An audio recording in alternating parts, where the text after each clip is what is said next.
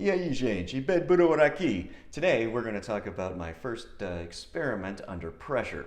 But first, welcome back to all of my subscribers and returning viewers. Thank you so much for your support. And if this is your first time here, welcome to the channel. Unfortunately, my first experiment under pressure I don't think is going to go very well. I had a couple of problems during my brewing. Uh, I broke my two cardinal rules. Always walk through the process and don't multitask. So I actually was doing a couple of different things, and I didn't walk through the process before I started brewing.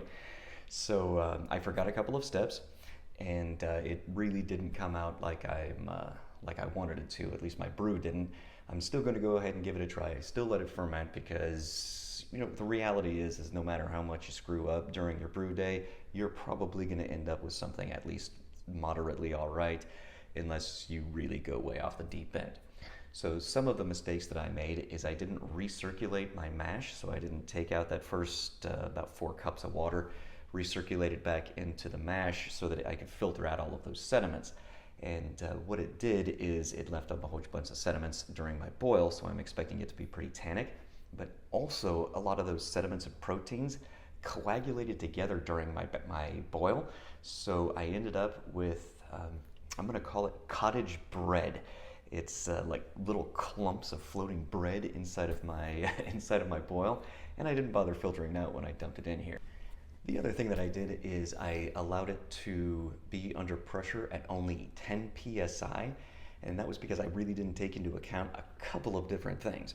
One of them is that during that gas expansion, it's not in solution, so a lot of that gas is going to reabsorb, and that's going to decrease the pressure. The other thing is that I went ahead and put it in the garage after about 4 days, and the temperature obviously got a little bit higher, so at night it contracted, but during the day it expanded and allowed a lot of those gases out. So when I came out the next morning, it was down to 2 psi. I went ahead and injected some more CO2 from my cylinder so that I could get it back up to 10 psi. And so it's been under 10 psi for a couple of days, but I am expecting that it kind of contracted a little bit more as more of the CO2 went into solution. So I'm expecting it to be kind of flat.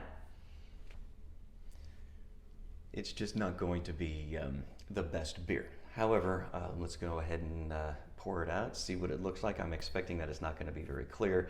I'm expecting that it's not going to hold its head very well, and I'm expecting it to be very, very tannic. And because I put it in the garage after 4 days, I'm expecting that it probably didn't have complete fermentation. But it's been 3 weeks sitting here, so let's see what we've got.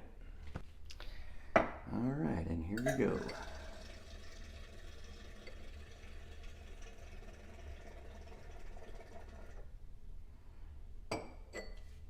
So yeah, as you can see, not super clear. It is kind of foamy, but I actually do have quite a bit of bubbles in solution, so at least it's moderately carbonated. And let's go ahead and give this a try.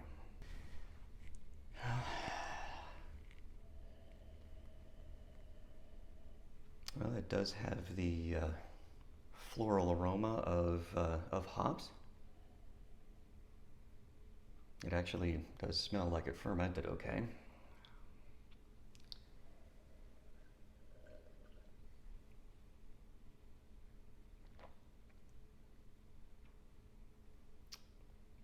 It's actually not too bad. I can actually drink this beer. It does taste a little bit sweet, so I don't think I had complete fermentation. The pressure of it didn't come out very well, as you saw, so I'm pretty sure that it's now under about 2 or 3 psi. That's about what it pours out at that psi. But yeah, it didn't. I mean, it's not too bad. Again, not clear, and there are little bits of floating debris from the mash. So not terrible, but again, not what I wanted. Again, all of these mistakes, these are all on me. So I'm definitely going to give it another try, and really the flavor is still okay. So I'm kind of excited about it. Next time what I'm going to do is I'm going to leave it under higher pressure so that when it absorbs, it actually reduces down to what I want it to. So I'm going to keep it to about 20 psi, I believe. That should give me enough volume of gas to become into solution and keep keep some carbonation in here. Thank you all so much for your support, and the moral of today is, no matter how bad your brew day goes, allow it to ferment and see what you end up with. E aí, gente, B.E.D brewer aqui. Today, e aí, gente, B.E.D brewer aqui. I'd like to welcome all of my... Well, thank you guys so much again, and until next time...